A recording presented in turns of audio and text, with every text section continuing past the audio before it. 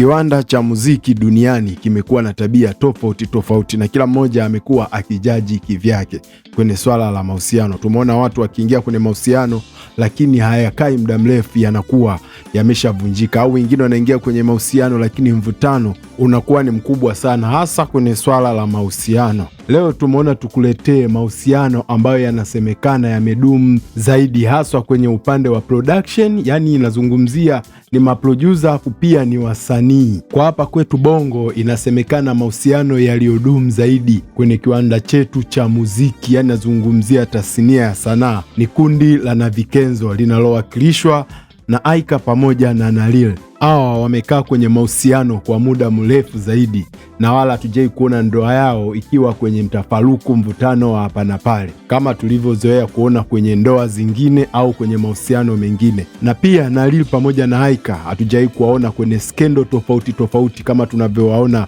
mastaa wengine. Leo hii utakuta kazungumziwa hivi, kesho hivi, na nahisi hata hilo pia linaweza kuwa linasaidia ndoa yao kuendelea kudumu. Kwa upande wa Marekani, yani tunazungumzia upande wa mbele, tunakuja kumwangazia mtu mzima Swizz Beatz akiwa na mke wake Alicia Keys. Swizz Beatz na Alicia Keys hawa ni maproducer, pia ni wasanii wanaoimba.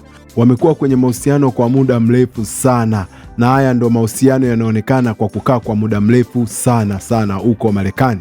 Nikukumbusha tu kwa wale ambao hawamjui Swizz Beatz au Alicia Keys, hasa Swizz Beatz. Swizz Beatz ni yule ambaye alimchukua msanii wetu Diamond Platinum akampeleka kwa P Diddy mpaka P Diddy kuanza kufahamiana na Diamond Platinum. Swizz Beatz ametengeneza hiti nyingi sana, yani tunapomzungumzia Swizz Beatz ni kichwa huko Marekani. Swizz Beatz ametengeneza hiti kama za Lil Wayne, hiti kama za Jay-Z, yani ameproduce nyimbo za watu wengi sana wakina Chris Brown, kama tunapomuona na Lil hapa Bongo ametengeneza hiti nyingi sana.